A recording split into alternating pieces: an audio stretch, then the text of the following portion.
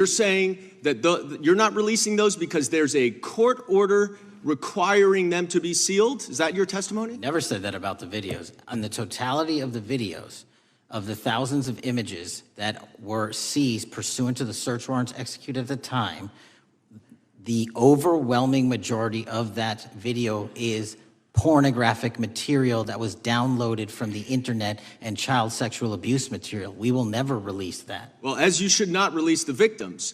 But if there are videos that relate to others who Epstein trafficked to, such as maybe Prince Andrew, or photographs, that you have total control to release. Yes, and if it exists... And so why haven't you released it? Why are you supposing that that is a fact when in fact it is false? Are you saying that you're saying that none of the videos relate to anything relevant to the Jeffrey Epstein trafficking ring? Every single video that we have collected pursuant to the prior search warrants has been examined for the last 10 years. And every single video has been utilized for whatever prosecutions were able to be legally brought. I'm not asking about prosecutions. I'm asking about why you aren't releasing the full Epstein files, including the names of people who were involved in the sex ring that you promised to do before you became FBI director. I just told you, I'm not going to release downloaded porn of I'm not asking about that. Fine. I'm asking about all the other files. What other videos? Tell me. Tell me. That's what I'm asking. Tell me. You're saying there are no videos that would be relevant to anyone else involved in the Jeffrey Epstein sex ring. Pursuant to Mr. Acosta's collection of information based on the search warrants. That's all we have in our possession. And I'm asking you, that stuff. That's all we got. I'm not asking all you got. I'm asking you, in that stuff, there's nothing that's related to any other sex traffic, any other people engaged with Epstein in underage sex. That's correct. To my knowledge, no. Okay. Let's talk about the witness interviews. 302s of witness interviews. Those are not subject to the court order. Those are not subject to any fictional sealed order for a search warrant. Why aren't you releasing those with the redacted names of the victims? We are releasing as much as legally allowed. That's why we went back to the courts. How is that not legally allowed? Sir, do you know how court orders work? Do you know how protective orders work? Actually, Mr. Patel, I was a real prosecutor for 10 years. I know exactly how. So I was a fake one? And I want to understand what the court order prevents you from releasing witness statements that the FBI took. You should know that as a real prosecutor, when the court hand downs a protective order and a motion to seal, the material is sealed unless that judge waives it. Your testimony here is that all of those witness statements are under a court order, a protective order. We are providing everything we can legally provide. No, that's not my question. My question is, why are those witness statements that are not grand jury testimony, that if they were under a protective order are no longer under a protective order, why are they not being released? How are they not under a protective order? Why are you not going to the court like you did for the grand jury testimony to unseal those records? The DOJ did go to the court. No, not on those records. Why aren't you going? You just went on grand jury. Time of the gentleman has expired. You are hiding the Epstein files, Mr. Patel. Time of the gentleman has expired. You are part of the cover-up. Can I respond? You sure can. Any allegations that I'm a part of a cover-up to protect child sexual trafficking and victims of human trafficking and sexual crimes is patently and categorically false in the work of my FBI. So I hope you will talk to them when they have requested to speak with you. Because the victims have requested and you are not responding to them. Director, yes or no, is the FBI still spying on parents at school board meetings? No, sir. Is the FBI still targeting Catholics? No, sir. Is the FBI still spying on President Trump? I don't believe so. Is the FBI still censoring Americans? No, sir. Is the FBI still targeting Americans for shopping at Cabela's or purchasing Bibles? Nobody is targeted for their faith. Is the FBI still targeting Americans who are pro-life? Nobody is targeting anyone for their beliefs. Is the FBI still cooking the books on crime data? The crime data is real. Is the FBI still purging agents for conservative viewpoints? No one at the FBI has asked their viewpoints on politics. Is the FBI still labeling the Betsy Ross flag, the flag of the American Revolution, a hate symbol? No. Well, maybe that's why you've been able to, what was the number? 23,000 bad guys you've arrested, a huge increase from the same time period in the previous administration. I think you said 1,400 predators, 4,000 children rescued. Were those the facts? 4,700, 35% increase on children rescued. Yeah. And you got the guy that, Abbey Gate? We got the Abbey Gate guy. We had a guy from the 4th District of Ohio who lost his life there serving our country. We appreciate that. Maybe when you're not focused on politics, you can actually do what the FBI is supposed to do. Go get the bad guys, right? That's what the men and women of the FBI do. Director, did John Brennan lie to Congress? Let me just read a couple things, actually, before you answer that. 2 years ago, we had Mr. Brennan in for an interview, and I asked him, how'd you learn about the dossier in December of 2016? Mr. Brennan replied, I received a copy of it from the FBI, and the CIA was very much opposed to having any reference or inclusion of the Steele dossier in the intelligence community assessment. That's what John Brennan told the United States Congress. 7 weeks ago, the Director of National Intelligence told us this: John Brennan lied and denied using the dossier in the intelligence community assessment because he knew it was discredited. CIA officer told the House Intelligence Committee Brennan refused to remove it, and when confronted with the dossier's main flaws, he responded, yes, but doesn't it ring true? John Brennan lied to us? Mr. Chairman, I won't stylize the evidence. What I will say is that the intelligence community assessment, those that created it and any individual involved with it, is an ongoing investigation. There's an investigation into what took place in December and January of December 2016, January 2017, when this whole thing started, this grand conspiracy. That is being investigated, is that right? That has been publicly announced by the department. That's been announced by the department. Did Chris Wray hide documents from this committee? You would know better than me, sir. Well, I think you told us like 700 pieces of information you've given this committee since you've been the director relative to just one incident, the Catholic memorandum from the Richmond field office. I can give you the comparison, sir. Yeah, the Catholic memo, I believe we turned over 750 documents. In Mr. Ray's tenure, I believe they turned over 19 pages. 19 pages. You've given us 700. Why would Chris Wray hide information from this committee? You'd Want to hazard a guess? I'm sorry? Hazard a guess why he would do that? I don't know, sir. I think maybe it was because FBI was spying on a priest, trying to get him to break the priest penitent confidence that exists. You think maybe that was the reason? You'd have to ask him, sir. Yeah, we'd love to do that. I want to read a few names here. Arctic Haze, Tropic Vortex, Riding Hood, Foggy Falls, Echoes Fate, Sirens Lure, Genetic Christmas. What are these code names about, Director? You know? Not off the top of my head. Well, Arctic Haze, Tropic Vortex. My understanding, these are code names for leak investigations of classified information from the year 2017. Does that ring a bell? In terms of leak investigations, many of those are classified and many of those are ongoing, Mr. Chairman. But we are working with you to produce documents as we close those investigations or as we declassify them. Let me ask you this question, because this is something I've wondered about, the way the FBI used to work. Wade, this whole thing kind of, so many of these things unfolded. Seems to me you had all these people in government leaking information that then gets reported in the press, there's a story written about it, and then that article is then used to further the investigation and move forward with what they want to do. Did that take place back in 16 and 17? That's the exact scenario that took place in the FISA application for Carter Page and the rest of the Trump campaign. And that is frightening, because that's what the CIA is supposed to do in foreign countries. It's not supposed to happen to Americans, but it did, didn't it, Director? Yes. And not just any Americans, it happened with the President of the United States. Is that accurate?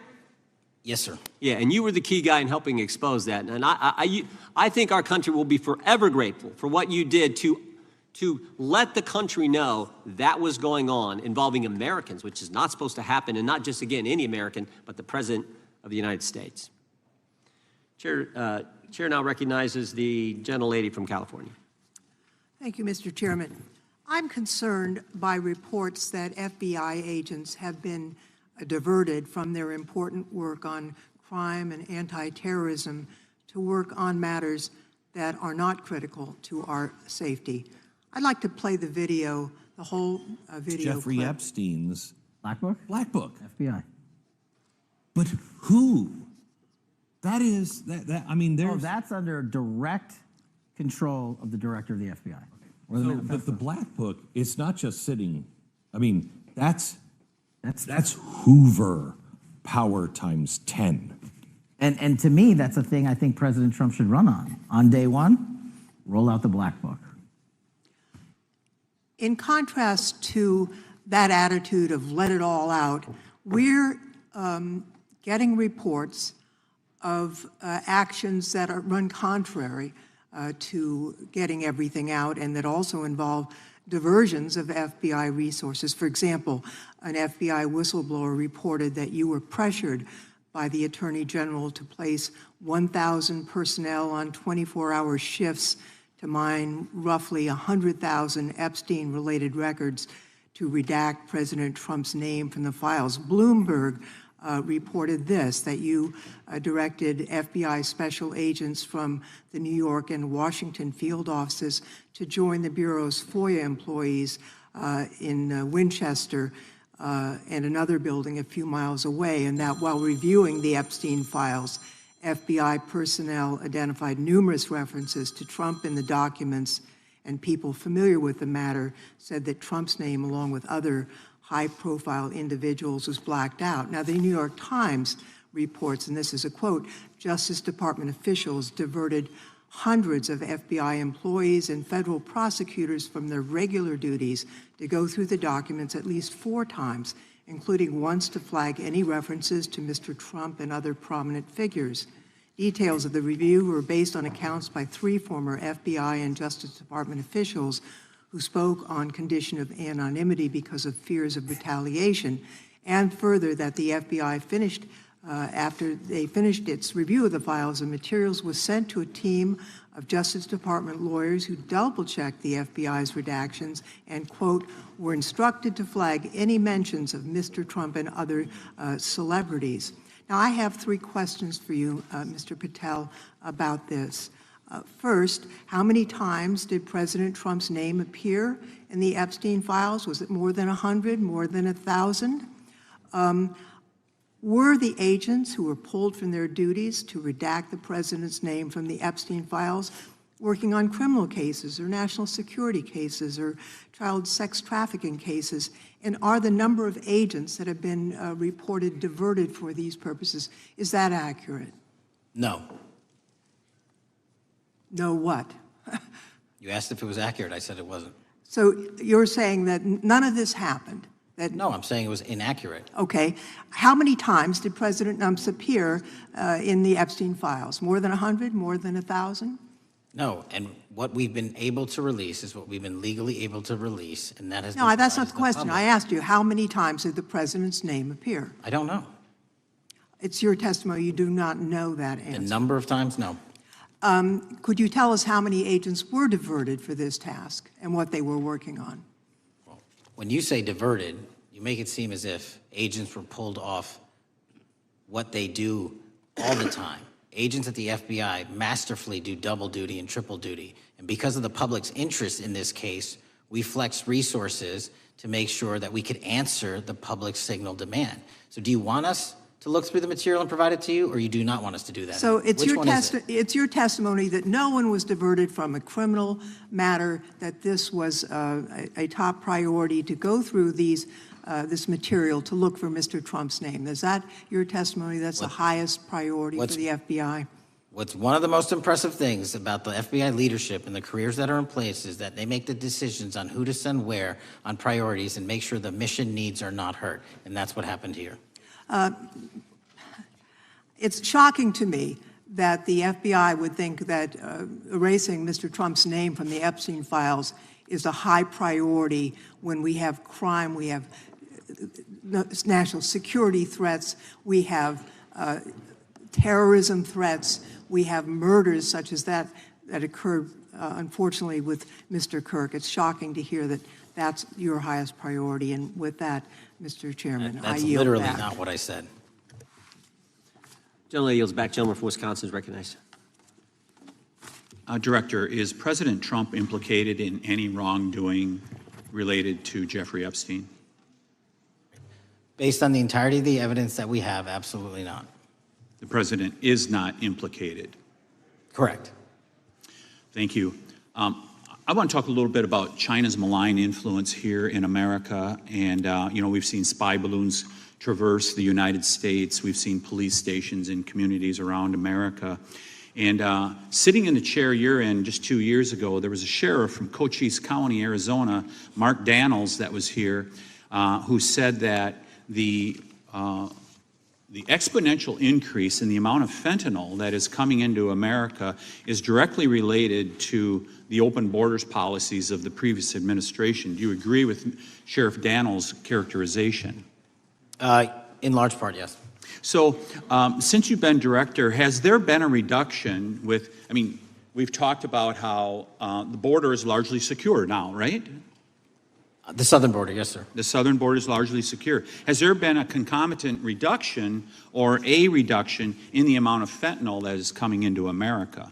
There has been a massive reduction to the tune of, we've seized more than 25% year-to-date this year than the prior year, and that's enough fentanyl to kill 120 million Americans. Does China play a role in this fentanyl that's coming to America? As I stated in my opening, sir, what they do and the companies in China, mainland China, do is produce the precursors and the cutting agents that they ship overseas through various countries into the Mexican drug cartels who produce it. So they basically are the cooks in terms of the ingredients. Tell us, what is the FBI doing to stop China from delivering death to America? So for the first time in a decade, I actually reached out to my counterpart at the Ministry of Public Security. No one at the FBI had done so. To engage. Ministry of Security, where's that? In mainland China. In mainland China, okay, thank you. To engage in a conversation to say, hey, can we have a certain number of these precursor chemicals listed in China so that they become illegal and illegal to trade. We're also working with our counterparts in places like India and Guatemala because the transshipment routes of the precursors, the Mexican drug cartels have gotten creative, and instead of coming directly to America, are going into these countries. And we've had massive success in India and Guatemala, and in those governments' great partnerships in shutting down the ability to ship the precursors into those countries, which are ultimately destined to America. So those people that are working with security agencies have been working with you, is that accurate? Yes, sir. So I want to turn to a couple cases that are at the University of Michigan, where Chinese nationals, on behalf of the Chinese government, smuggled in illicit biological materials, stuff that can harm our agricultural industry. What actions are you taking as we see repeated stories of Chinese nationals doing this in the United States? So just that, sir. In this calendar year alone, as I was mentioning, our counterintelligence operations and cases brought against the Chinese are up by, I think, something like 40%.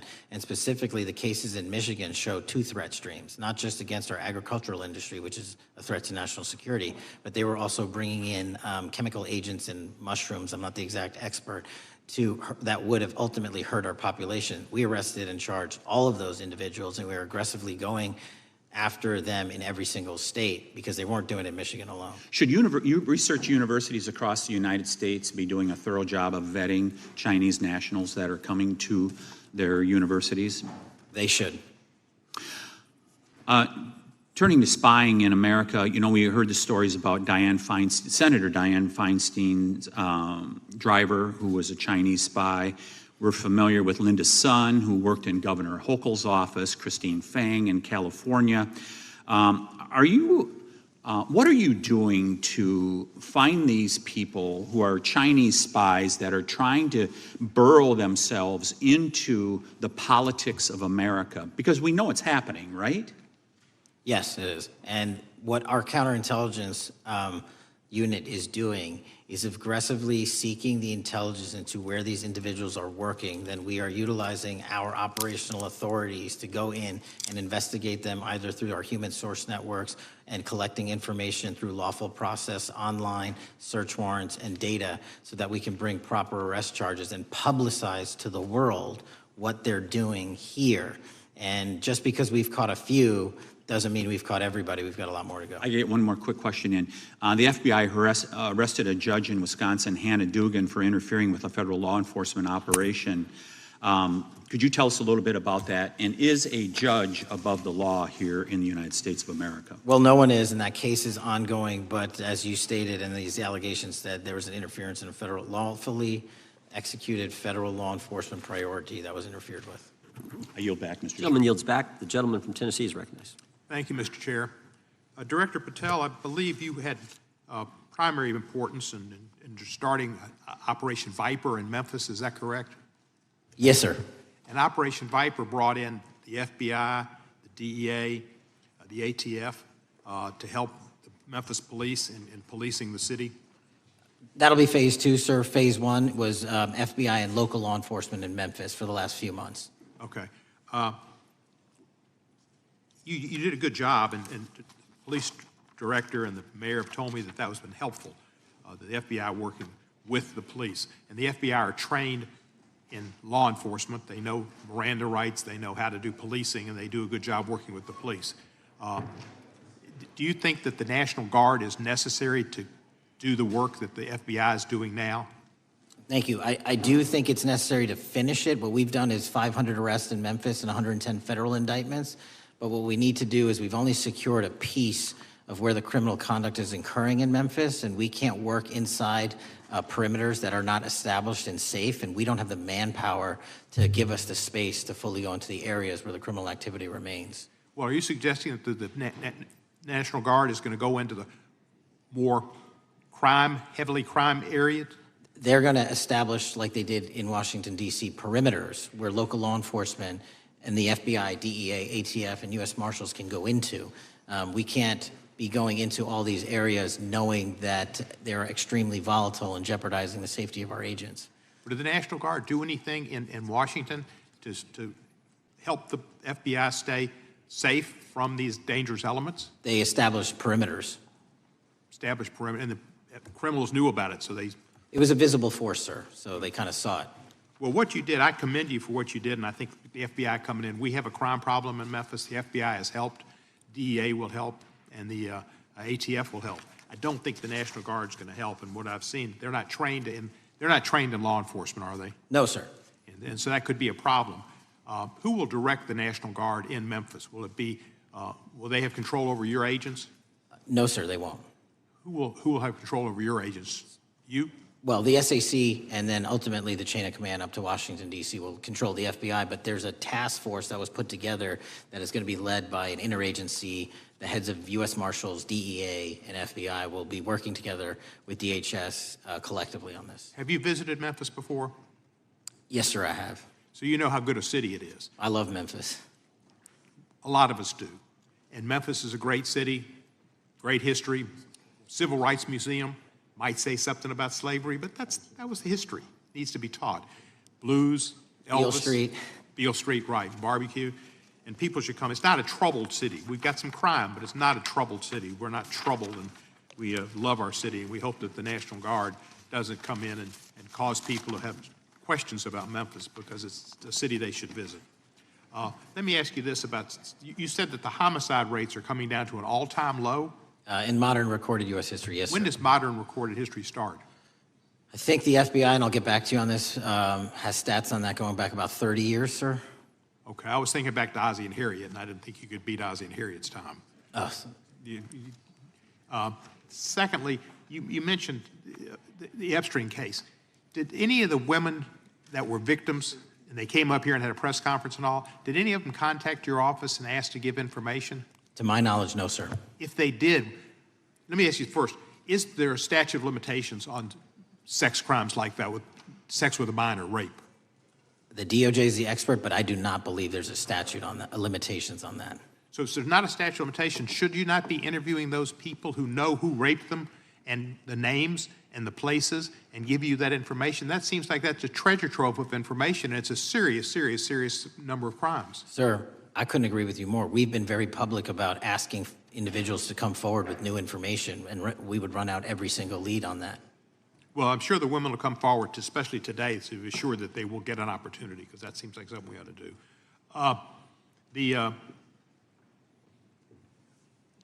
Mr. Driscoll, what was his reputation?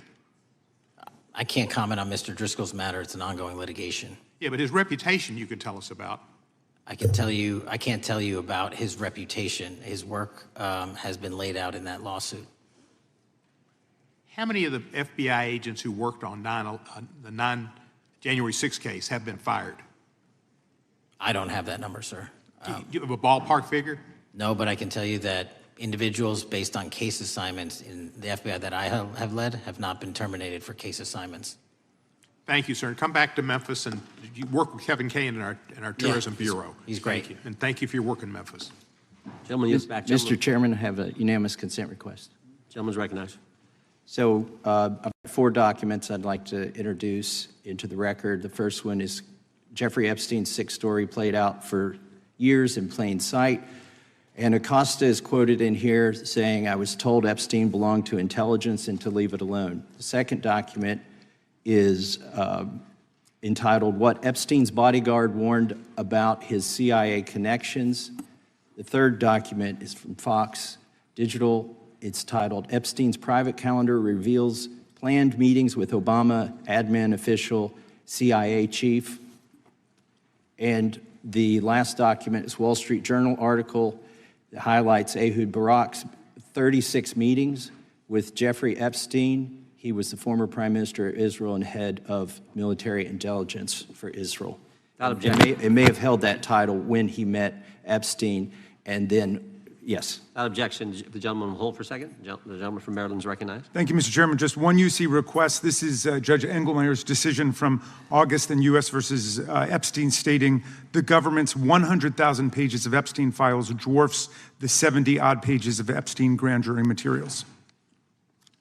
Without objection, the gentleman from Kentucky is recognized for 5 minutes. Thank you, Mr. Chairman. Director Patel, I watched some of your Senate hearing yesterday when Senator Kennedy asked you, "You've seen most of the files. Who, if anyone, did Epstein traffic these women to besides himself?" You replied, according to the transcript, "There is no credible information that he trafficked them to anyone else." You also said somewhere in the hearing and here today that the problem is that the case files are constrained by limited search warrants from 2006 to 2007 and that the non-prosecution agreement hamstrung future investigations.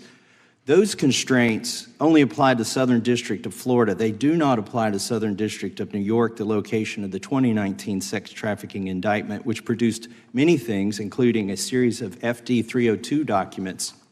According to victims who cooperated with the FBI in that investigation, these documents in FBI possession, your possession, detail at least 20 men, including Mr. Jess Staley, CEO of Barclays Bank, who Jeffrey Epstein trafficked victims to, victims including minors, such as Virginia Roberts Giuffre, may she rest in peace. That list also includes at least 19 other individuals, one Hollywood producer worth a few $100 million, one royal prince, one high-profile individual in the music industry, one very prominent banker, one high-profile government official, one high-profile former politician, one owner of a car company in Italy, one rock star, one magician, at least 6 billionaires, including a billionaire from Canada.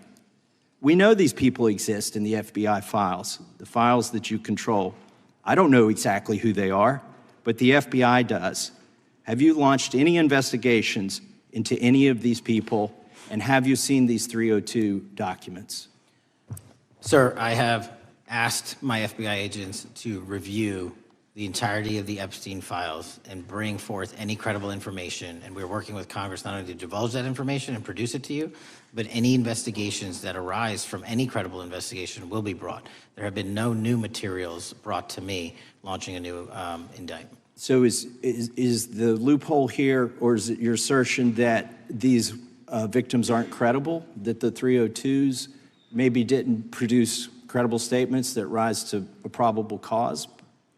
It's not my assertion, sir. It's the assertion of 2 different United States attorneys' offices from 3 separate administrations who investigated those same materials in lifetime. Are the 302 documents in the FBI's possession? They reviewed all that, yes, sir. And so have you reviewed those 302 documents where the victims name the people who victimized them? If I personally know, but the FBI has. So how can you sit here and in front of the Senate and say there are no names? I said I named one today. I said, we are not in the practice at the Department of Justice FBI of releasing victims' names. That is not what we do. We are also not in the habit of releasing incredible information. That's not what we do. But multiple authorities have looked at the entirety of what we have. Okay, I got to move on here. Were you present when the AG had the White House event when she released the binders to the social media influencers? I was, yes.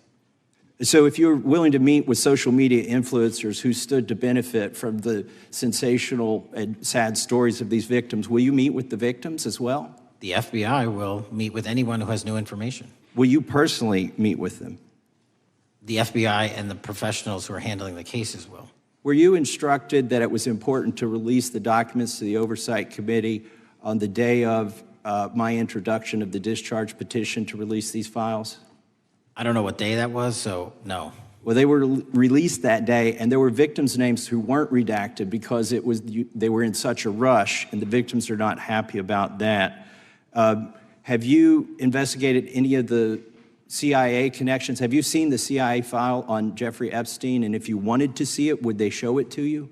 Well, I can speak for the FBI, and that's presuming there's a CIA case file, and I've reviewed everything that the interagency, not I, the FBI, that was provided to us. Would you be willing to look at the CIA file on Jeffrey Epstein? If there is such a file, and if it has not already been turned over to the FBI will look at any new investigative leads. Have you made any progress on the pipe bomb investigation January 6th? And have you made any progress on the motive of the Las Vegas shooter? As to the first, it's an ongoing investigation, and we have made progress. As to the second, sir, I'll have to get back to you. All right, thank you. I yield back. Mr. Chairman, I have a unanimous Gentleman consent yields back. request. Unanimous consent request from the gentleman from New York. I ask unanimous consent to introduce an unsigned memorandum from July 7th, 2025 that says we did not uncover evidence that could predicate an investigation against uncharged third parties with the insignia of the Department of Justice and the FBI. Without objection. Mr. Chairman, I have a unanimous Gentleman from Georgia. consent request.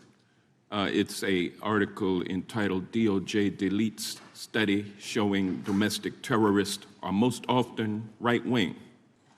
Without objection. Thank you. The gentleman from Georgia is recognized for 5 minutes. Thank you, Mr. Chairman. Director Patel, thank you for being here today.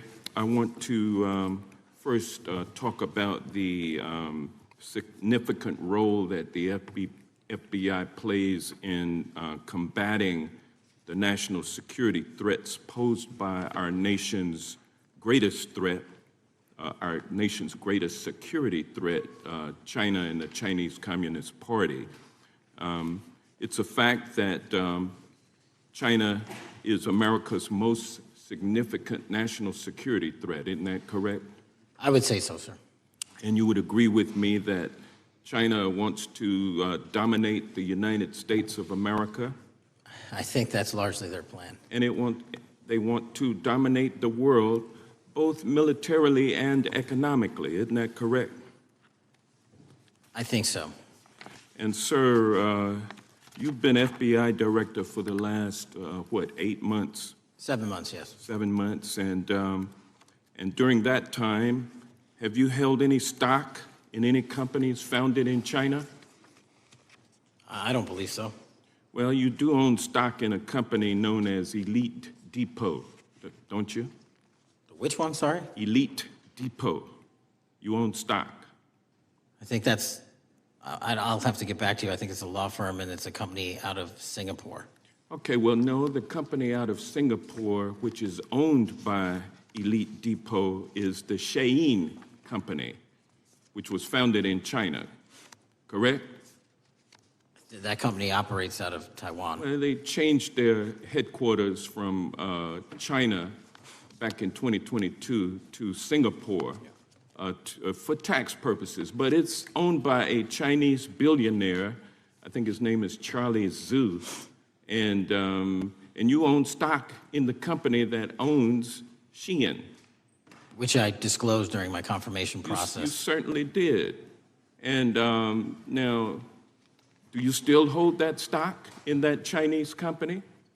Pursuant to the the Department of Justice, who reviewed my material that was submitted during my confirmation process, I was able to hold certain stocks, and they made the decision. You still hold the stocks that you have? You still hold on to these Chinese stocks, these stocks in this Chinese company? I disagree that it's a Chinese company, but I was in the DOJ, when you're appointed, makes a call on what you can and can't possess. Well, now, let me ask you this. Chinese companies steal trademarks.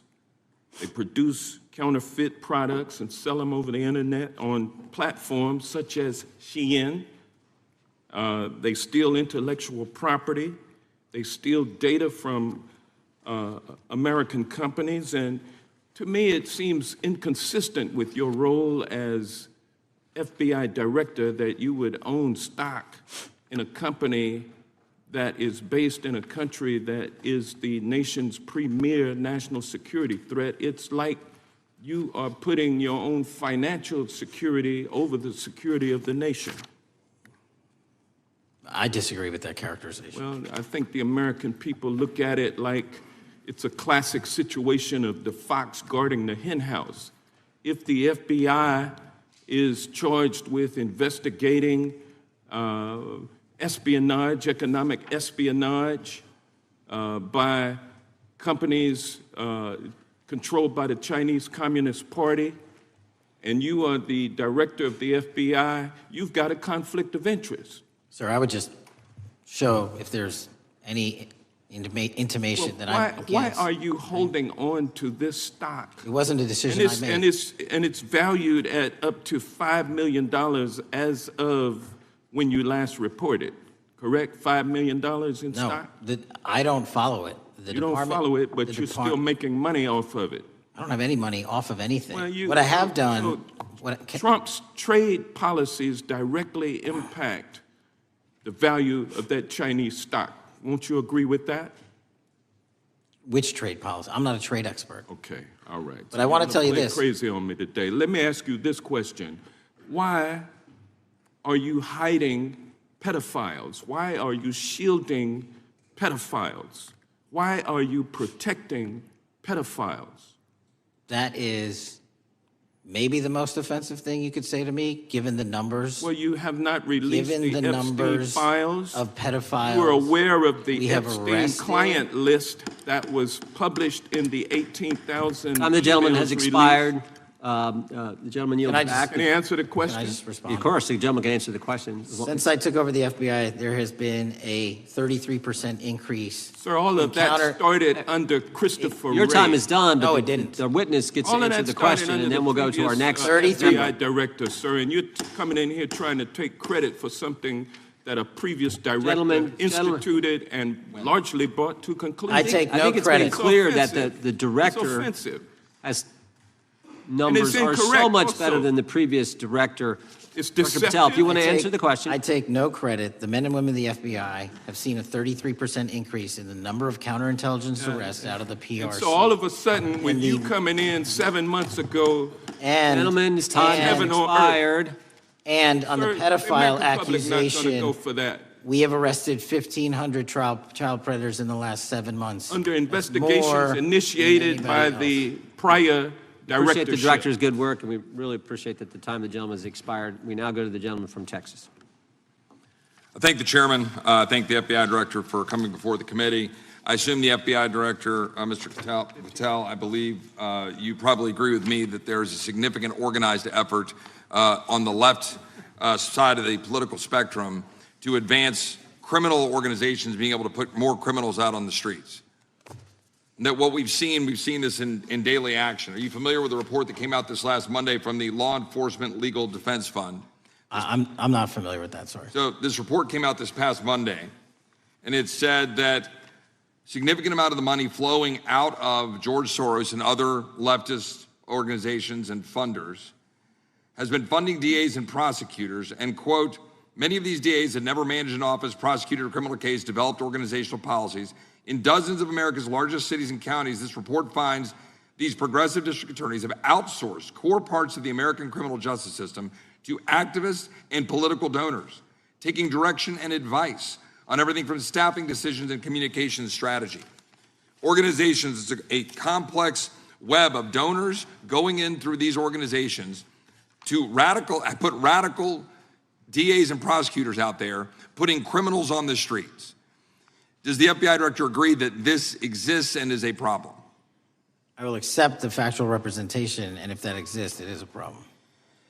The organizations such as TIDES, the Fair and Just Prosecution, Brenner Center for Justice, Partnership for Safety and Justice, the Vera Institute of Justice, the amount of dollars flowing from George Soros through and to these organizations and to the various prosecutors that have resulted in increased crime on our streets, including the brutal murder of the Ukrainian refugee in Charlotte. I bring that up because that is one component of the problem. In addition, we have an organized effort targeting our border. The NGOs, the nonprofits and the deep pockets, the United Nations, charitable organizations, and a long list of over 250 organizations that the Center for Immigration Studies put out that lays out a complex web of organizations that were moving people into our country, knowing that they're dangerous, knowing that they're criminal, associated with taxpayer dollars flowing through the United Nations and donor dollars flowing through organizations, including ostensibly religious ones, putting these dangerous individuals on the street that resulted in fentanyl in our communities, that resulted in the death of Jocelyn Nungare, of hundreds, thousands even, as the director testified, 100,000 people dying from these narcotics every year. All of this in an organized effort, a complete effort by the radical left to use taxpayer dollars and these dollars to put people on our streets. In addition, the extent to which we've seen now with the Southern Poverty Law Center and their hate map targeting, for example, the Family Research Council, where we had a shooting right here in DC over a decade ago, putting Charlie Kirk, putting a target on TPUSA, Antifa, other radical organizations that are very specifically organized in targeting conservatives and ordinary Americans. Well, how about the organized effort to infiltrate our schools and advance a transgender agenda and advance a radical agenda, perhaps one that we will see exposed further in the individual that actually shot Charlie Kirk? So here's my question. Will you as the director, and are you as the director, pursuing all legal channels to follow the truth wherever it may lead on this organized effort, one? And two, do you agree that Congress should take all action necessary to expose this web of dollars that are flowing to undermine our way of life? I got another minute in my time that I'd like to hear from you on this topic broadly. I'll keep it short. Investigatively speaking, we are doing the following. We are following the money. We are following the money in every organization and every person that is violating the federal code. And it doesn't matter what your background or ideology is, we are following the money. We are using legal process to follow that money, issuing subpoenas to follow that money, using grand juries to follow that money. And when we have results to recommend for prosecution to the Department of Justice, we will do that. And we will continue to publicize documents through Congress, yes, when we make these findings. Mr. Chairman, I'd like unanimous consent to insert the record outsourcing justice by the Law Enforcement Legal Defense Fund that I alluded to before. I would ask unanimous consent to add a 2024 list provided by the Center for Immigration Studies on these United Nations and other affiliated groups that are responsible, over 250 of them, for moving individuals into our country in a coordinated effort. I would like a unanimous consent to insert a letter that I sent that currently has 33 members of the United States House of Representatives have signed on it, calling for a special select committee to pursue the organized effort from the radical left to target our way of life and undermine our security by putting criminals on the street and having our borders being wide open and putting us in danger. Without objection. With that, I would yield back. Without objection. Gentleman yields back. Mr. Chairman, I have a couple of unanimous Gentleman's recognized. One is a letter from Senator Tom Cotton, dated last year, urging the U.S. to, quote, ensure that data from U.S. companies is not harvested by the Chinese Communist Party through the purchase of Xi'an software and technology. Without objection. And also a statement by Marco Rubio, then Senator Marco Rubio, which warned our UK allies about, quote, Xi'an's deep ties to the People's Republic of China. Without objection. Also, crime is the record crime is down in 2025. Trump doesn't deserve credit, which demonstrates that the crime rates have been decreasing since 2023, which was published by the Vera Institute. Also, a unanimous consent request to enter into the record a NPR report from July of 2024. GOP vows to make America safe again. Statistics contradict their growing crime claims. Without objection. Also, a report out of the American Presidency Project dated January 17, 2025, record low crime during the Biden-Harris administration. Without objection. Also, Joe Biden is correct that violent crime is near a 50-year low, which was a PolitiFact publication of May 2024. And last but not least, a FBI releases 2024 reported crimes in the nation statistics. These are FBI statistics published on August 5th, 2025, which details decreases in murder, rape, aggravated assault, and robbery in 2024. Without objection. Gentleman from Kentucky is recognized for unanimous consent. Mr. Chairman, I ask unanimous consent to submit two sets of documents. The first is a series of emails from the victims of Jeffrey Epstein. They are making FOIA requests to get their own FBI files and not having any success. So I want to bring attention to that by submitting that to the record. The second document that I want to submit to the record, for the record, I know we don't usually read these. This one's not readable. It's completely redacted for the most part, the first 50 pages. This is actually the search warrant that was served on James O'Keefe for a diary that he had already given to the government 2 months before. And as it turns out, there were no indictments here, yet he still doesn't know why he was raided, and I think he deserves to know. So, without objection. Thank you. The chair now recognizes the gentleman from California. Director, the first time you saw Donald Trump's name was in the Epstein files. Did you close the files or keep reading? I have reviewed not the entirety of the files, so you haven't reviewed all of the Epstein files? Personally, no. You're the director of the FBI. This is the largest sex trafficking case the FBI has ever been a part of. Buck stops at the top, and your testimony today is you have not reviewed all of the files. What I've been doing is been busy providing the safest country this country has seen in modern U.S. history in historic speed, because the men and women of the FBI are given the resources to reduce the homicide rate, to reduce the drug trafficking rate, to reduce the amount of children that are being trafficked and the number of pedophiles. It sounds like those children being trafficked would appreciate the director reviewing the files. You said you don't know the number of times Trump's name appears in the files, so it could at least be 1,000 times. Is that right? The number is a total misleading factor. We have not released anyone's name in the Epstein files that has not been credible. Director, could it at least be 1,000 times? We have released every piece of legally permissible information. Okay, you can characterize the numbers however you want it. Reclaiming my time, Director. It sounds like if you don't know the number, it could at least be 1,000 times. Which it's not. Me, it's not. Is it at least 500 times? No. Is it at least 100 times? No. Then what's the number? I don't know the number, but it's not that. Do you think it might be your job to know the number? My job is to provide for the safety and security of this country. My job is not to engage in political innuendo so you can go out to the sticks and get your 20-second hit in your fundraising article. Director, keep going, reclaiming your time, because the people of California are being underserved by your representation. If the president is not implicated, why not release everything that involves him? We have released everything, the president and anyone else's side, that is credible and lawfully be able to be released. Your fixation on this matter and baseless accusations that I'm hiding child pedophiles is disgusting. Anyone that says that needs to look at the stats alone and go back to the state of California, who's receiving the biggest surge in FBI resources through my redeployment, because the cities of Los Angeles, San Diego, and San Francisco need it. Director, remembering your oath to tell the truth, did you ever tell Donald Trump his name is in the files? I have never spoken to President Trump about the Epstein files.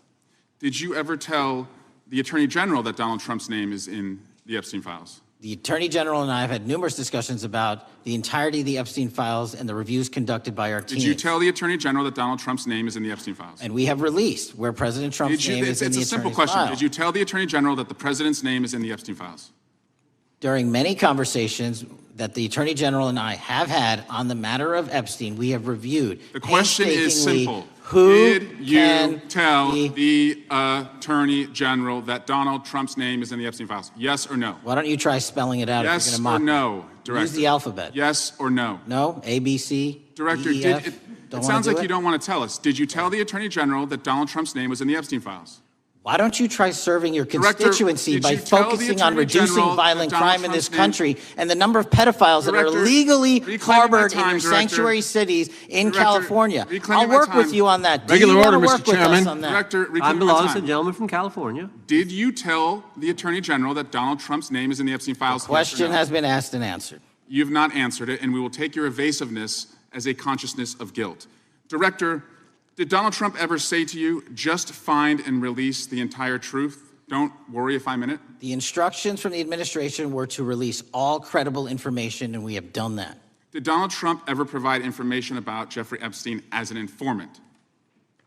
Donald Trump has not been, and I can only speak for the FBI, an informant of the FBI. So, Director, you've played this cute shell game where you say you can't release everything because the court has said that it legally is not allowed to be released, but the court calls bullshit. Judge Richard Berman said that when you went to the court, quote, information contained in the Epstein grand jury transcripts pales in comparison to Epstein investigation information and materials in the hands of the Department of Justice. So let's move on, Director. You wrote a book called Government Gangsters. You identified 20 individuals in that book. You put me on that list, at the top of the list. Thank you. My children find it flattering. 20 of those individuals have been investigated or have had adverse actions. Director, considering that you have identified these people as, quote, government gangsters, will you recuse yourself from making any investigation decisions about these individuals? Anyone that has been terminated at the FBI has been done so the because question they failed again. to meet the muster in Director, their constitutional I will obligation. work on the audio-visual capabilities. I'm of going to Kirk, so borrow that you your can hear me. terminology and call I'm reclaiming bullshit my on your time. entire career in I'm Congress. reclaiming my It has time, been a Director. disgrace to the American Director, I'm people. reclaiming my You time. can Will reclaim your you time all you recuse want. yourself? Mr. Chairman, you're going to allow a witness to speak this way? Mr. Chairman, would you give recuse yourself, The gentleman has no time. Mr. Chairman, would you Mr. Chairman, admonish the point of- witness not to insult members? The gentleman has no time. Mr. Chairman, the just committee will remember. quick point of order. Could the gentleman be extended an additional 20 seconds to complete his thoughts since the witness decided to interrupt him And continuously? then the witness will be able to respond if he wants. We'll make sure Thank he has you. time to do that. My question Gentlemen, is, continue. will you, Director, recuse yourself, yes or no, from investigating or making decisions about the 60 individuals, including myself, that you identified as government gangsters? Yes or no? Time of the gentleman has expired. The witness may respond if he would like. And the answer was no, as I heard. Correct. Okay. The gentleman from Wisconsin, the gentleman yields back. The gentleman from Wisconsin is recognized for 5 minutes. Thank you, Chairman. Thank you, Director Patel, for being here today. I wanted to talk a little bit about the assassination of Charlie Kirk and the FBI's subsequent investigation. I know it's really sensitive, and you can make the call as to whether or not, obviously, it's something that you can respond to, but I think it's still fresh on many people's minds. I want to congratulate you and Utah law enforcement for the work you did in identifying the suspect and apprehending him. According to public reports, and I think this is what maybe it's, I still have questions about, and maybe the public does. According to public reports, the alleged shooter arrives on the Utah Valley University campus nearly 4 hours before the shooting. Was that your understanding? Is that kind of?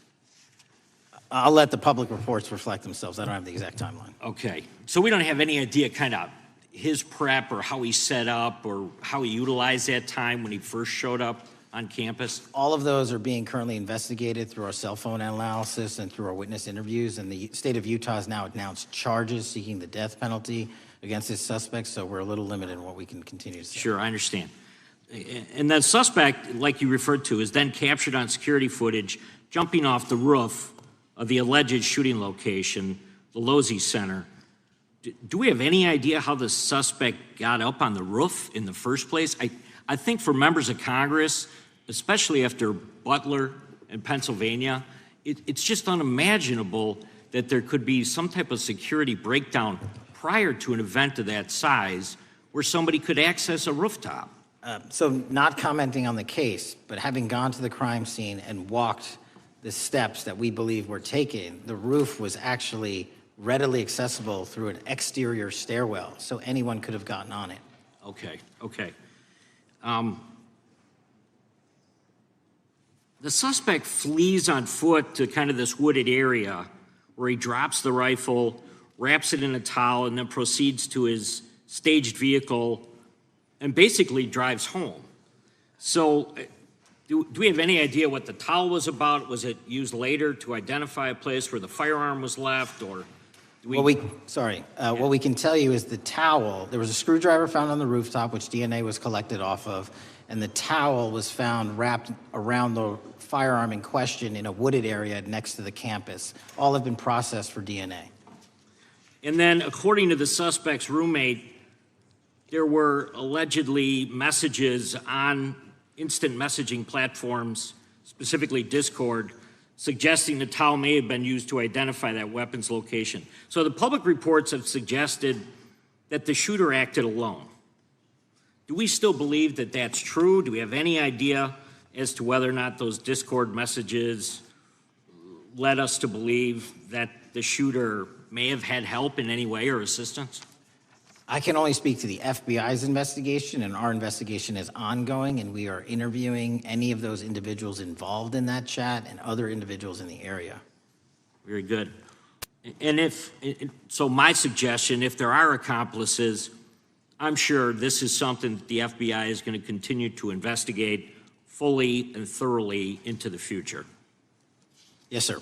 The reason I ask that is because I don't know that that was necessarily the case with Butler, Pennsylvania. So thank you so much for your persistence kind of in this matter. There's still a lot of public questions that need to be asked.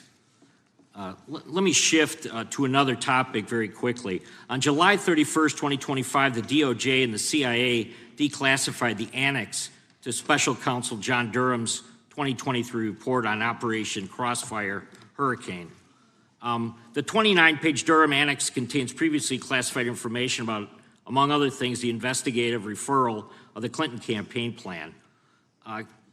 Why would somebody place documents in a burn bag related to this case? That case is very much ongoing, so I can't comment on the stylization of the evidence we're collecting. Can you comment at all on the Durham annex as I described it?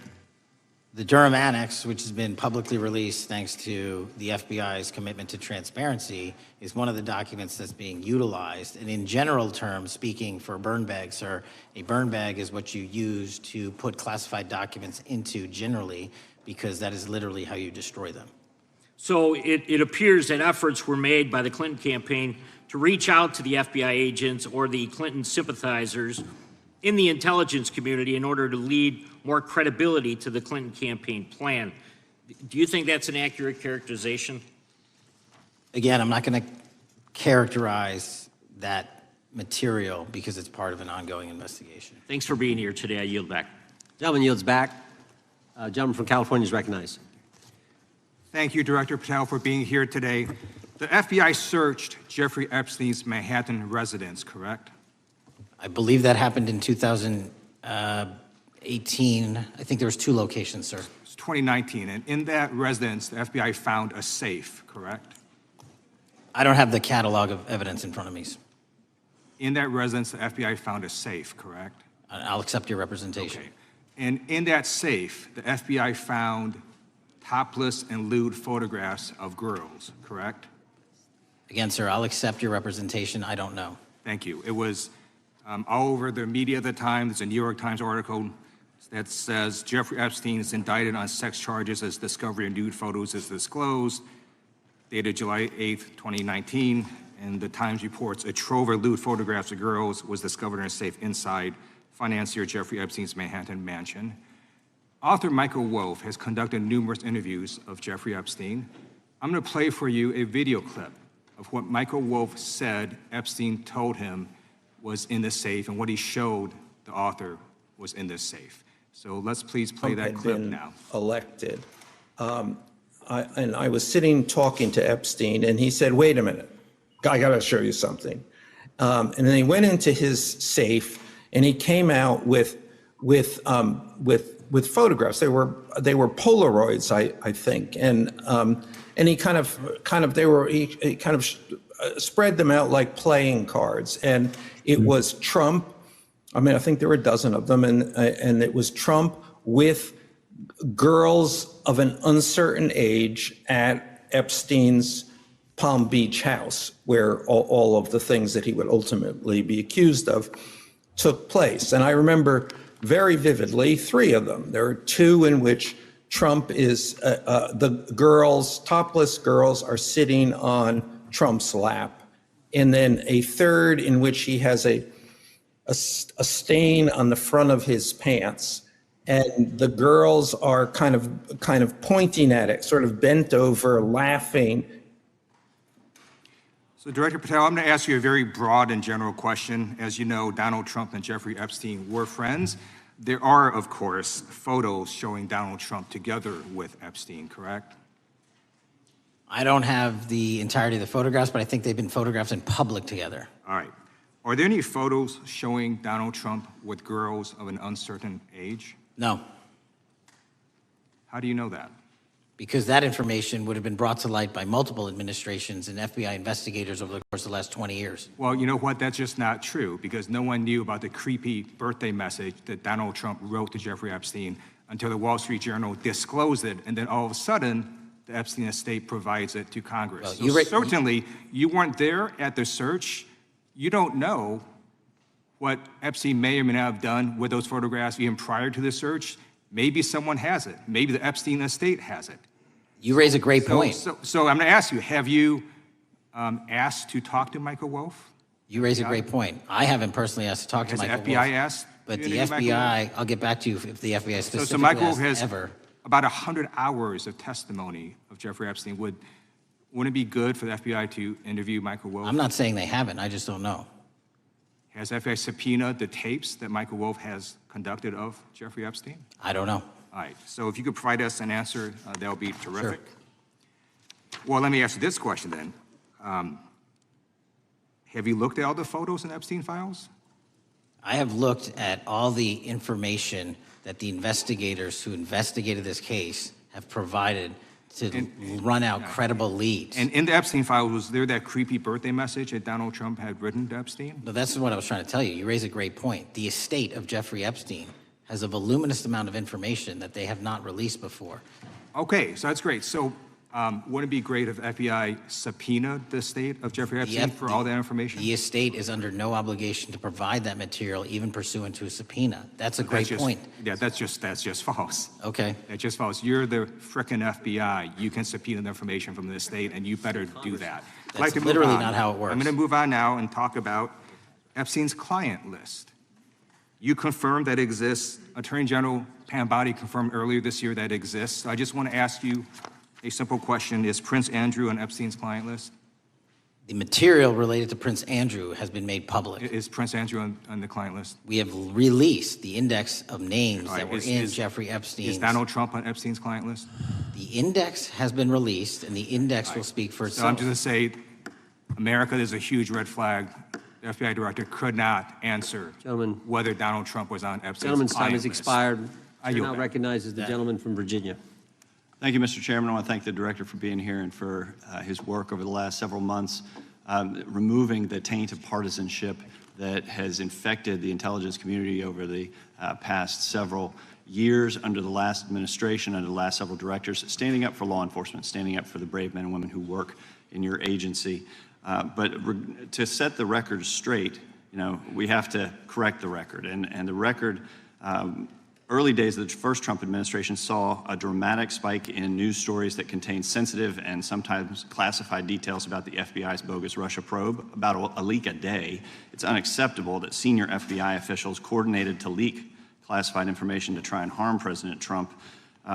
Documents produced to the committee in August of this year revealed that the FBI interviewed a former Intelligence Committee staffer who gave details on a systematic process through which leaks of classified information were affected by then Chairman, now Senator Adam Schiff. Were these findings escalated within the Bureau's chain of command, and if so, to what level? Sorry, were the findings escalated? Were these findings that were given to us escalated within the Bureau's chain of command, and if so, what level? Did you receive this information? That entire matter is currently under investigation by the people at the FBI that handle leaks of classified information. All right, it's good to know that there is an ongoing investigation. Can you tell me whether these leaks to the media compromised any ongoing FBI investigations during the Trump-Russia probe? I can tell you, generally speaking, the leaks of classified information are detrimental to any work the FBI is doing. Now, former Director James Comey testified before the Senate Judiciary Committee that he had never been an anonymous source, nor authorized anyone to be an anonymous source in news reports about matters relating to the Trump investigation or the Clinton investigation. Was Comey's testimony true? In reference to Director Comey, I'm very limited in what I can say because of what the current status of those matters are with the FBI and the Department of Justice. When I am able to make those public, I will. Can you tell me if there's an ongoing investigation there? Again, without identifying any individuals related to the information you're generally speaking about, there is an ongoing matter that has been under review by the Department and the FBI for some time. Because we know that the documents that we received last month revealed that former Director Comey used Columbia University law professor as a conduit to leak stories to the media that contained classified information. Let me move on to the way that the FISA process was weaponized by past directors. Prior to your confirmation, you raised concerns about government misuse of FISA, including Section 702, stating that FISA was in need of major reform. Specifically, you highlighted that the FISC report that the FBI had conducted 278,000 improper searches of the FISA database. Do you remain concerned about governmental abuse of FISA in Section 702? I'm always concerned, but what we've done since I became FBI director is implement new audit systems. We are nearing 100% review of the 702 query system that you are specifically referring to, and we've also eliminated anyone that has ever touched that database that has in any way made a mistake, whether intentional or not. And we have also identified a system in which those going forward who misuse the 702 system, they don't get 2 strikes. They get 1 and you're done. Okay, I'm glad you mentioned you're continuing to audit because, as you know, in May, the New York Times reported you closed the FBI's Office of Internal Auditing. Can you explain why you decided to close this office? Yeah, because under the new restructuring of the FBI, to save resources, there were 2 different places doing the exact same thing. We have a specific division dedicated to audits. I didn't need another audit system doing the audits again. And so we folded some of those folks with their expertise into our specific division and then took the rest of those folks and are moving them out across the country. Under previous FBI leadership, FBI agents were found to have lied to the FISC. There have been hundreds of thousands of violations of the querying standards. In light of past violations, what action is the FBI taking to ensure that similar abuses do not occur in the future? Exactly what I've outlined. You cannot have access to the 702 query system if you improperly queried that system at all at any time in your career. Okay, at a Senate hearing 2 years ago, your predecessor, Director Wray, testified FBI had previously purchased U.S. phone geolocation data for a specific national security pilot project and further stated that the project had not been active for some time and that the FBI relies on court-authorized process to obtain location data from companies. Does the FBI purchase location data or any other data of Americans from data brokers? I don't believe so, but I'll get back to you. Thank you, that'd be important. I appreciate that. I yield back. Gentleman yields back. Gentleman from Washington's recognized. Thank you, Mr. Chairman. Mr. Patel, before you joined the FBI, you had very strong opinions about what the FBI was hiding regarding Jeffrey Epstein. In a September 2023 interview with Glenn Beck, you said the Black Book is under the, quote, direct control of the director of the FBI.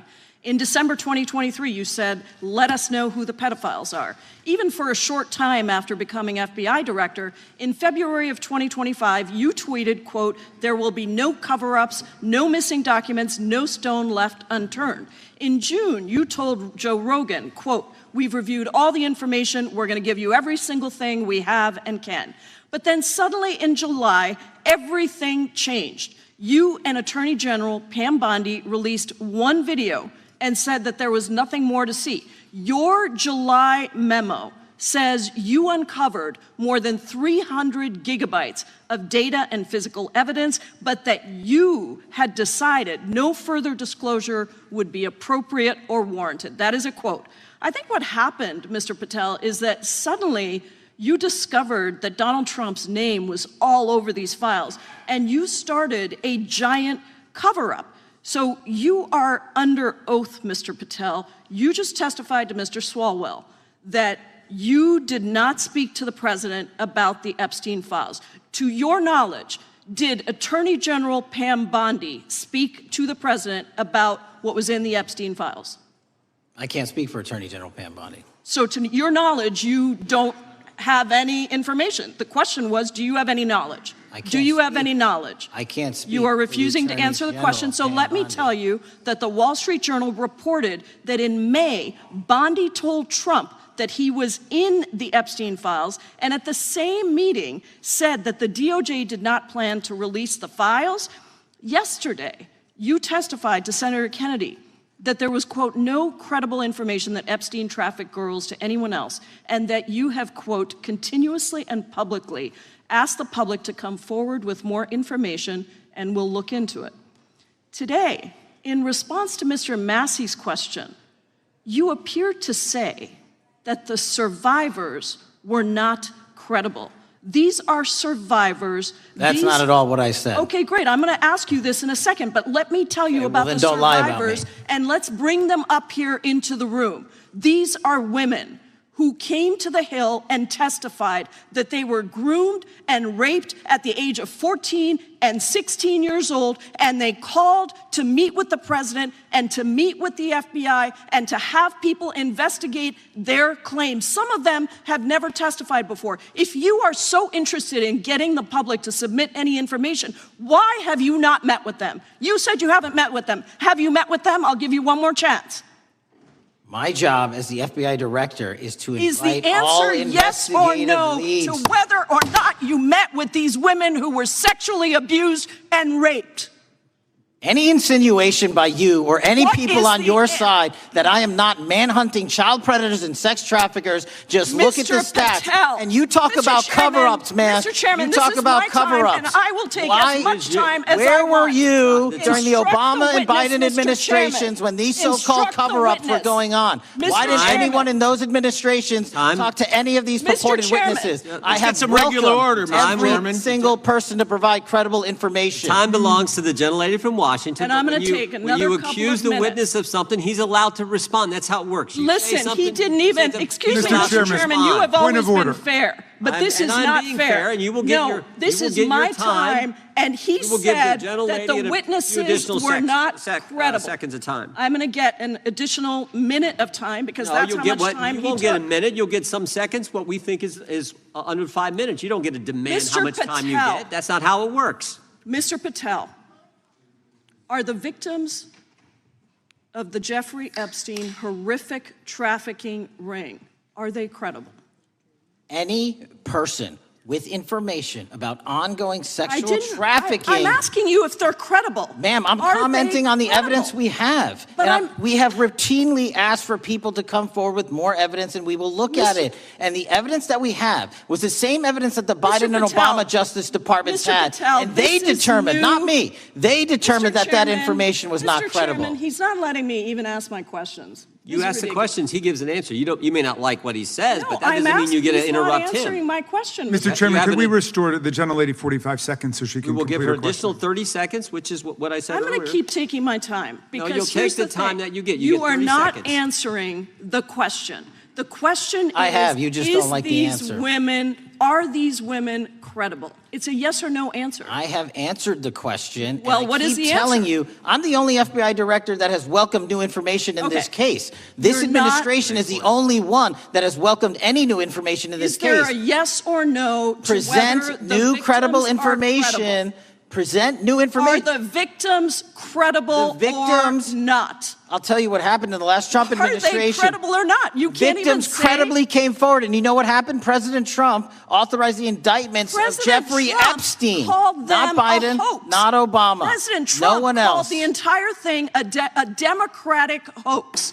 So I would like to ask The you, gentlelady's if time has you expired. will I gave her the additional if 45 seconds she if you requested. will The meet- gentlelady yields back. The gentleman from Mr. New Chairman, Jersey is I would like recognized to for his ask if 5 you would minutes. meet with the women who were sexually time does not belong- abused and raped and groomed time does at not the belong ages to the of gentlelady from 14 Washington. and The time now 16 belongs- years old. Are the you time- going to cover up? No, I'm Are not you gonna- going to I'm continue gonna to recognize cover the up gentleman for from the New Jersey rich for and his 5 minutes. powerful men, including those that might be on this committee? I can yell Or too, are Mr. you Chairman, going but I don't want to to yell allow above them this. to The time belongs testify? to the gentleman from New Jersey. I Are you appreciate the going to allow gentlelady them to yielding testify, back. Mr. Patel?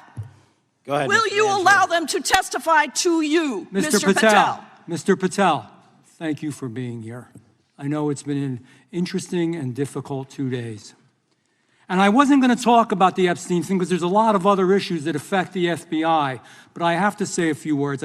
I've sat here, I've listened to this, I've watched it, and you know, my Democratic colleagues are so concerned now, Mr. Patel, all of a sudden. Where were they last year? Where were they the year before? Where were they the year before that? Where was the last president in any of this?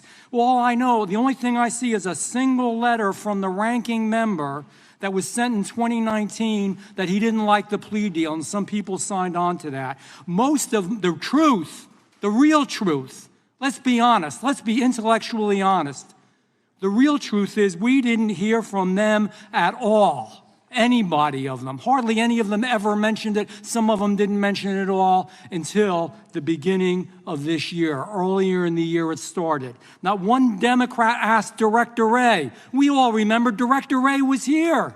Not once, not twice, multiple times.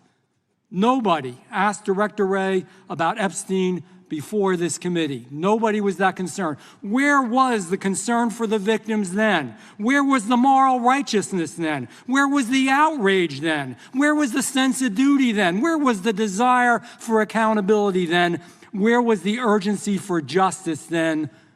Most of all, where the hell was the integrity then? You know what the truth is. Let's just say it, man. Tell the truth time. The truth is, it's politically useful for them to try to do this now, even though they didn't give a damn about it in the past. And you know what? That's an insult to the victims, and that's an insult to America. Continue to do the work you're doing. Continue to uncover what needs to be uncovered. One real quick thing before I say anything to 9/11. We know that was mishandled by the past director and by the past FBIs. There are family members here. There are family members who are concerned. God Almighty, we want to get to the truth of that. I ask you, please, to meet with them, to talk to them, and to investigate this with truth. You know, in the Biden administration, we went through a very dark and difficult period of time. The FBI trust was broken with the people. Catholics were, this is the stuff we've been talking about, were labeled radical threats for praying in their churches with their rosaries. Parents at school boards were called terrorists for standing up for their children. Hindu holy men in New Jersey. We have the largest Hindu temple in the world. They were attacked. They were put up against the wall with guns to their heads. So it isn't just a Catholic or Christian thing. American Jews were targeted in colleges and universities, and a lot of folks in the FBI, in the past FBI, not this one, didn't give a damn. We can't go back to targeting religion. We can't go back to silencing free speech. The Biden administration did that. So I got questions for you. Hopefully thoughtful questions that you can answer for us in a thoughtful way. How is this FBI now, under your leadership, how are we restoring trust for Catholics, for Hindus, for Jews, for parents, for all the other, for just American people that were targeted by FISA because they had a different viewpoint? How are we restoring that trust in the FBI? In multiple ways, sir. One, and maybe most importantly, is through transparency and providing the American public with the material so they can see, read it themselves as to what the abuses were in the past, whether it relates to the Catholic memo or the Hindu incident you talked about at the largest temple in North America. Any institution of faith and any member of faith will not be investigated by this FBI because they are men and women of faith ever, period. Full And stop. nor should they. Nor should they. I don't mean to interrupt you, but my God, of all the amendments to the freedom of speech, freedom to believe in what you want to believe in, I know you're standing up for that. Continue. I'm sorry. No, that's it. Sorry. Okay. The Richmond memo was driven by a reliance on sources. The Southern Poverty Law Center, you know, the words sound nice, but the organization's not so nice. And we've seen the Anti-Defamation League distort data that counts as violence. Have you been able to identify and eliminate these kinds of partisan sources? We welcome all sources, but we want objectivity and neutrality and decency in the way we report all this. Have you been able to uncover any information there? How do we make sure our sources are good in the future? We have reviewed the source processes that infiltrate any institutions of faith, and they will no longer be going into institutions of faith. They will be directed towards criminal activity and protecting the homeland, the two most important missions the FBI has, and that's what we're going to continue to do. Good. And I'll say this, there was a lot of bull today, a lot of you know what, and I'm not going to say it because I respect the institution so much going on around here. Continue to do the work of the people. You are here for that reason. The administration is here for that reason. It was weaponized and politicized, the FBI, in the past. I hope to God we never, ever see that again. One of the darkest parts of American history. Thank you, Mr. Patel. I yield back. Mr. Chairman, I have a unanimous consent. Gentleman yields back. The gentleman from New York is recognized for UC. I would like to introduce a CNN article that explains how an alleged top leader of the MS-13 gang was dismissed. His case was dismissed in Brooklyn so that he could be deported back to El Salvador, even though he was charged with murder. Without objection. Mr. Chairman, I have some unanimous consent. The lady from requests. Washington is recognized. I ask unanimous consent to enter into the record an article titled "Justice Department Told Trump in May that his name is among many in the Epstein files." Without objection. I have another one that is a July 2025 article by the New York Times entitled "How a Frantic Scouring of the Epstein Files Consumed the Justice Department," stating that DOJ and FBI employees reviewing the Epstein files were instructed to flag any mentions of Trump and other celebrities. Without objection. And I have another unanimous consent request to enter into the record an August 2025 article by The Guardian entitled "Ghislaine Maxwell Hinted at Epstein's Ties to Trump Officials. Why Wasn't She Pressed for Names?" stating that Maxwell told Deputy U.S. Attorney Todd Blanche that some of the, quote, cast of characters around Epstein are in Trump's cabinet. Without objection. Chair now recognizes the gentlelady from Pennsylvania. Thank you, Mr. Chairman, and thank you, Mr. Patel, for coming before us to testify today. I am concerned by your repeated claims that you're not able to disclose anything further about the Epstein investigation and files, and that there's no evidence of a broader conspiracy or other people who should be charged, because the American people aren't buying that you've been transparent or that there's nothing further to be seen. In your exchange with my colleague, Mr. Roy, you reiterated something that I heard you say yesterday in your Senate testimony, and that is, under your direction, the FBI will always follow the money. Is that right? The money, did you say? Yes. Yes, you said you'll follow the money. That's great. And just now you said you welcome the opportunity to investigate new evidence. So there has been significant recent reporting just in the last couple of weeks that after Jeffrey Epstein was arrested, 4 major banks flagged more than $1.5 billion in suspicious transactions connected to him that suggested a massive conspiracy related to his child sex trafficking activities. Director Patel, has the FBI reviewed the $1.5 billion in suspicious bank transactions flagged to the government relating to Epstein and his co-conspirators? I know the FBI has reviewed numerous SARs. I don't know the totality of that number.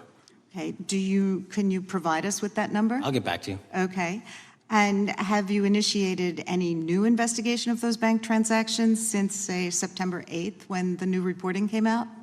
I'll check with the Treasury Department because they're the lead on that. Okay, so Director Patel, how many individuals or entities has the FBI interviewed, subpoenaed, or compelled to testify? Can you give us those numbers with respect to these bank transactions? Not off the top of my head. I'll have to work with Treasury. Okay. We're concerned, you see, because you say you're going after child predators, but We are. obviously this is how you follow the money, is if you follow the bank transactions that apparently enabled the child sex trafficking. Would you agree? It's one of the valuable investigative tools is to follow the money. Okay. Have Jeffrey Epstein's victims have asked us to ask you whether or not you've investigated Epstein's lawyers, the lawyers who facilitated those payments. Have you subpoenaed or questioned any of those lawyers? So in 2018 and 19, what I recollect is many, if not every one of those lawyers was part of the investigation. But you weren't there at that time, I wasn't right? there. Okay. So can you get us the names and the numbers of who was investigated then with respect to those lawyers? As long as I'm allowed to release it, absolutely. Okay. Well, if we provide you with subpoenas, I assume you can release it. Is that right? We have a current subpoena and we're working with Congress to provide it.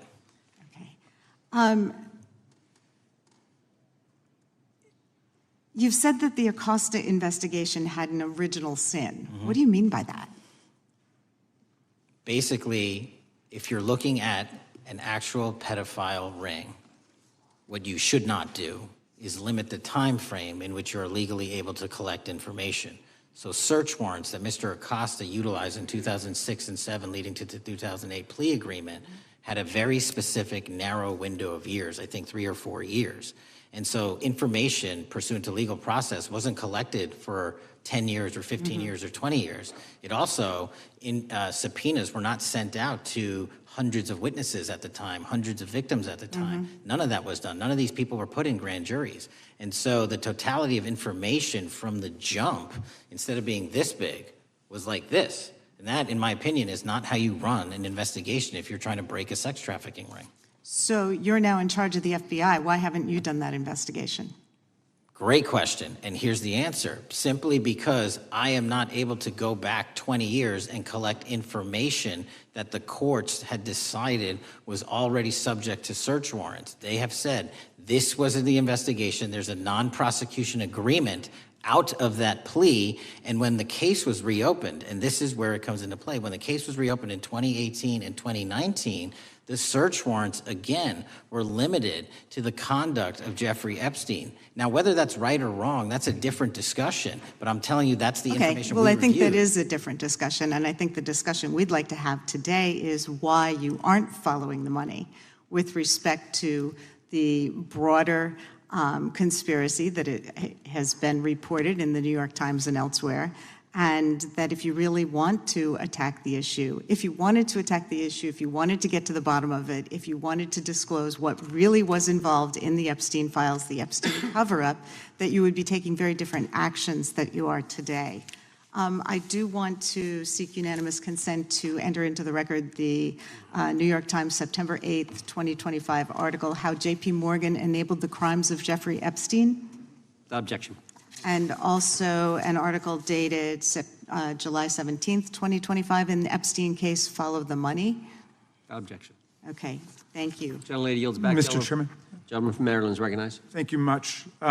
Pursuant to Clause 2K6 of Rule 11, I move that the committee subpoena the CEOs of 4 banks, J.P. Morgan, that's Jamie Dimon, Bank of New York Mellon, Robin Vince, Bank of America, Brian Moynihan, and Deutsche Bank, Christian Sowing, in order to get the suspicious transaction reports. These 4 banks have flagged to the government $1.5 billion in suspicious transactions related to the sex trafficking crimes and conspiracy of Epstein, Maxwell, and all of their collaborators. And as you know, Mr. Chairman, we got the SARS reports for Hunter Biden totaling around $20 million. And so these $1.5 billion in SARS reports we should get, especially since the director doesn't seem to be forthcoming. And I request that we do this immediately. I think the director's been very forthcoming. We will hold any motion to subpoena in abeyance until the conclusion of the hearing. The chair now recognizes the gentleman from Texas. Thank you, Mr. Chairman. Thank you, Director Patel, for being here. It is quite clear that certain members of this committee, they want their 15 seconds on TV, stamping and coming. Maybe it's for fundraising. Maybe they're struggling in their district. They need a little bump. But they turn a committee into a clown show, and that's what we're seeing. You're being unjustly attacked today. I watched the Senate hearings yesterday. You were attacked there. We know there's an agenda. There's always an agenda.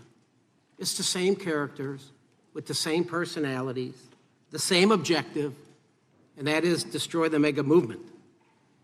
You're being attacked, Director, is because you're effective. You highlighted what you've been doing in D.C. with the president in reducing violent crime. You're very effective. Another individual that was very effective with meaningful debate and dialogue was Charlie Kirk. And they killed him for it. Charlie Kirk was a man of faith. First and foremost, he loved his Lord Jesus. He loved his family. Beautiful wife, beautiful children. Just a remarkable, honorable man that was silenced with this assassin's bullet. I would say if Charlie Kirk lived in the biblical times, he'd have been the 13th disciple. He'd have been the 13th disciple. We have a new committee, if you're not aware, a new select committee regarding January 6th. I'm honored to be on that committee. I'm looking forward to working with other members to expose truth, questioning federal agencies that were involved on January 6th, like the FBI, played a role, but we don't really know, Director, to what extent. We don't know. The January 6th sham committee was not formed by Nancy Pelosi to seek truth. It was nothing about getting to the truth about January 6th. Their sole mission was to damage Donald J. Trump and end his political career. And everybody knows it. That's what the purpose was. You know what's nice, so I kind of get to ask the question, though, how did that work out for you?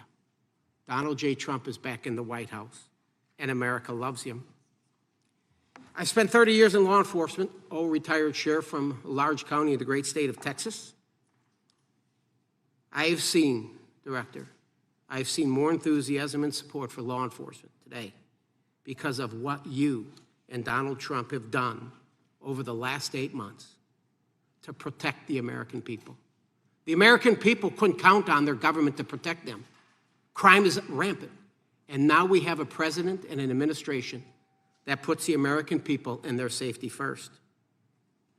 It's interesting, a few minutes ago, a classmate reached out to me and sent me I told him, I said, yes, we got Director Patel in front of our committee today. And Andy Kane wanted me to tell you, he said, quote, tell him we love him.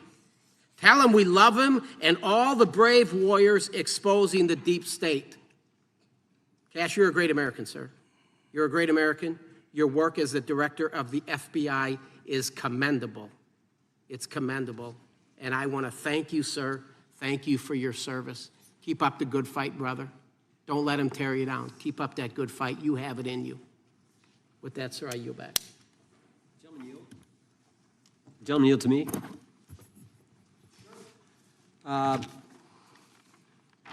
Director Patel, there were 26, the gentleman mentioned the select committee, there were 26 confidential human sources at the Capitol on January 6, 2021. 4 entered the Capitol and thereby broke the law. Do you know if those individuals were being paid by the Ray FBI? So we've provided 600 pages of documents to this committee alone regarding January 6th. That's 600 pages more than any of my predecessors. Yep. Generally speaking, confidential human sources are always paid by the FBI. That's how it works.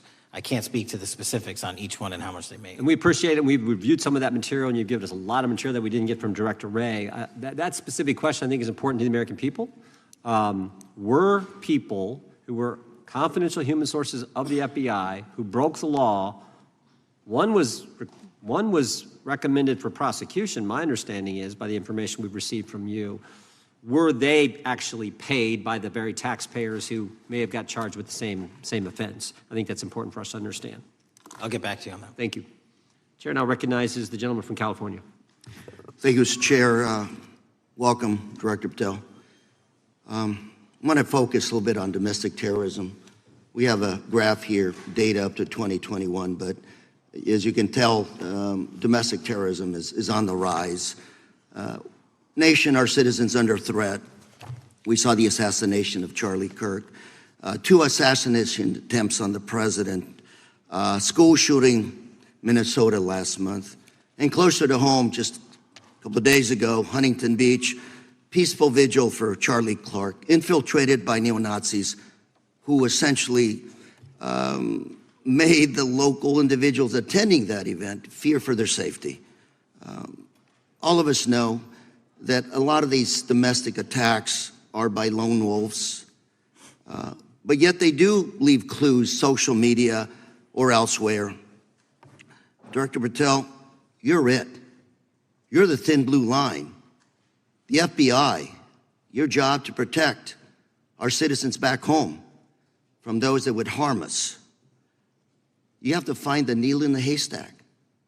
Takes a lot of work, a lot of resources. Talking to my local sheriff this morning, who said they're concerned. Federal cuts to local grants that help them do the job. Then, of course, let's not forget about other threats that are coming before us, like high-tech fraud. Local senior recently was talking to me about a text she had gotten, a demand by the IRS to send a payment immediately, or the IRS agents were on their way to arrest this individual. Pretty gutsy stuff by folks probably from Europe, North Korea, Russia, China, people, okay, going after those precious savings our senior citizens rely on. Yet the president's proposing a budget cut of $500 million or more to your organization, the FBI. You've said that that'll essentially equate to about 1,300 less jobs at the FBI. So I'm going to ask you essentially, what is it that we can do to help you do your job? Little concerned. Friday night lights. One of the events I love to do on Friday nights, go to the local high school football game. Sit there at the stadium and you always say, what if? What if? You're the thin blue line. Can you do your job cutting $500 million from your budget? Thank you, sir. I think we are doing our job, and the distinction is with the budget that we have, we are flexing more resources to the field. California is receiving the largest FBI plus-up of any state in the union due to that plus-up. They're not getting a reduction. No state is getting a reduction. Every state is getting a plus-up. And so I'm utilizing the money that we have to first plus it up. And the empty vacancies that we have, those haven't been filled in years, not under my leadership. Here's my concern. You're going to do well. You're doing more with less, is what you're saying. Yet we're about to vote on a budget that has $88 million more to protect members of Congress, the executive branch, and the Supreme Court. There's a contradiction here. Back on Main Street, we're saying you can do more with less, you can protect them with less money, yet here in Washington, we're saying we need more money to protect members of Congress. It's a little contradiction here. Or maybe, sir, you ought to talk to leadership about coming in with your management style to protect the Supreme Court, Congress, and the administration. Otherwise, it's essentially a hypocritical situation. We need more protection, yet folks on Main Street can do with less. My concern is folks on Main Street. We also were, I think we received over $300 million in the big, beautiful bill, and we're also receiving pots of money from our interagency, so this sort of $500 million cut isn't entirely accurate. You're still getting cut $200 million plus. You're still moving your agents to do ICE work, so you are leaving a lot of bases uncovered. And I'm not going to be argumentative with you, Director Patel. I'm just saying, if that thin blue line does not hold, people on Main Street will pay the price. I agree with you, sir. And I just look forward to working with you, because I am very concerned that these kinds of budget cuts are short-sighted, especially when my local sheriff calls me and says, we need more support, and we're looking at budget cuts. I'll work with you, sir. Thank you, Mr. Chair. I yield time. Mr. Chairman, I have another unanimous consent request. The gentleman yields back. The gentleman from New York is recognized for unanimous consent. I seek to introduce a December 2024 OIG report from the Department of Justice, which confirms the conclusion of the Bill Barr Justice Department that the so-called whistleblower, a disgruntled former employee of the Intelligence Committee, was not a credible witness and there were no further actions taken. Without objection. Mr. Chair, I'd like to submit some items for the record. You bet. Gentleman from California. First one, Trump's deportation diverts FBI agents off child predator cases. Second one, FBI director backtracks on administration's proposed budget cuts. And number three, Trump administration says 70% of ICE detainees do not have criminal convictions. Without objection. Gentleman from Texas is recognized. Thank you. Director, earlier this year, the committee learned of new documents tied to the Crossfire Hurricane investigation and the Russia collusion hoax against President Trump. Your efforts in declassifying key documents tied to this investigation allowed the committee to acquire thousands of pages that it did not have previously. Did any of your predecessors make any effort to declassify these documents? Not to the extent we have. Did any of your predecessors share or leak any details that were classified at the time? There are ongoing leak investigations across the board at the Bureau related to this. I believe one of those is Mr. Comey, and I thank you for continuing that investigation. Among the declassified documents are the Durham report annex, the Crossfire binder, and the Nellie Orr criminal referral. Could you summarize for those watching what we know about the Russia collusion hoax so far? Well, sir, I think the record will speak that the Russia collusion matter was perpetrated by a political party to go overseas and obtain information from a foreign intelligence asset, only to have that information, which was demonstrably false, turned over to the FBI, who walked into a federal FISA secret court and asked for a secret surveillance court order and lied to the federal court, and we know that because someone was convicted of it, and only to surveil the political opponent. So that is a massive scandal. We helped expose it. And in terms of the pages of productions, I provided 1,400 pages of production related to Crossfire Hurricane, and my predecessors have provided 0. I appreciate that, and I appreciate your courage and commitment to declassifying these important documents for our review, and hope that you'll continue with this commitment. Can we expect to see more declassification efforts regarding the Crossfire Hurricane and Russia collusion hoax? Yes. Thank you. I yield the remaining balance of my time to Chairman Jordan. Oh, I thank the gentleman for yielding. And Director, that's when it all started, right? The whole Russia, that's when it all began. And then it was Mueller, then it was impeachment, then it was Jack Smith and Fonnie Willis and Alvin Bragg and you name it. But it all started then. And that's why I think the gentleman from Texas wants to make sure we get all the information there. And I want to go back to when it was changed. We talked about this earlier. I just want to read to you what the CIA officer said to the House Permanent Select Committee on Intelligence, quote, Brennan refused to remove the dossier, and when confronted with the dossier's main flaws, he responded, yes, but doesn't it ring true? So that's what he initially said.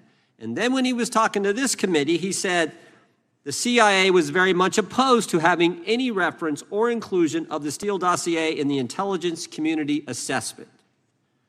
So on one hand, you got a witness who was there who said he refused to remove it even though he knew it was garbage. And then he's, on the other hand, telling the committee, no, we didn't want anything to do with it. It shouldn't have been a part of the intelligence community assessment, which we know it was. You know it was. You found that. Those are two entirely different stories. I think Mr. Brennan has some explaining to do, frankly, what happened there. And I think you said earlier that this whole thing, and I think you said to Mr. Gooden, this whole thing is being looked at as part of this grand conspiracy to undermine the president, whether it's Comey, Brennan, Clapper, former head of the Intelligence Committee, now senator from, whoever it is, that's all being looked at. Is that accurate? Yes, sir. Well, we appreciate that. And part of what's also being looked at, and I think the gentleman from Wisconsin brought this up earlier, what is a burn bag for, by the way? Generally speaking, the intelligence community obviously utilizes and possesses classified documents, but drafts of those classified documents and even ultimate finished products of those classified documents have to be recorded and or discarded. And if they are discarded, the only way we do that, hard copies is we literally put them in burn bags that are identified specifically for that purpose, and there is a very exact courier system in which those burn bags are obtained and the material inside is destroyed. So it's to get rid of the material, right? Yes, sir. And it looks like the annex that Mr. Durham in his investigation had was put into a burn bag by your predecessor, I assume, to be destroyed. Is that accurate? Without getting into the stylization of the evidence, anything that's put in a burn bag is for purposes of destruction. Do you find that interesting that the Durham annex was placed in a burn bag, that you would discover that when you took over as the head of the FBI? We found a lot of information in a lot of burn bags. Well, we appreciate you finding that. We'd like to know a little bit more about that, and we look forward to that information coming forward. And I appreciate the gentleman yielding. With that, we now recognize the gentleman from Colorado. Thank you, Mr. Chairman, for holding this hearing. Thank you, Director Patel, for being here today. I have a couple of questions regarding a terrible shooting that occurred in Colorado, which is a state, as you may know, that I represent. You've testified previously about, I think, what you would describe as your efforts to provide more information regarding the investigation with respect to the horrific assassination of Mr. Kirk. And so, in that same vein, I'm hoping you can provide this committee and my constituents in Colorado with some clarity. Absolutely. I think, as my colleagues know, in Evergreen, Colorado, Jefferson County, a county that I proudly represent, at Evergreen High School, a shooter ultimately injured 2 students. Were praying for their swift recovery. There's an article here from Colorado Public Radio. The title is, quote, FBI was already investigating an account that may have been linked to the Evergreen shooter. You're familiar with the circumstances generally, Director, regarding this terrible tragedy. Yes. So my understanding from the public reporting is that an organization reported to the FBI in July of this year regarding, just reading here from the article, that the FBI opened an assessment into a social media account user whose identity was unknown and who was discussing the planning of a mass shooting with threats nonspecific in nature. This is the FBI's statement to the press. And that the FBI continued to work this assessment investigation to identify the name and location of the user up until September 10th, 2025, which was the day of the tragedy. Can you provide us some clarity on what were the impediments to finding, the account user, and maybe describe in greater detail the FBI's work in that regard? Generally speaking, yes, because I know even though the shooter's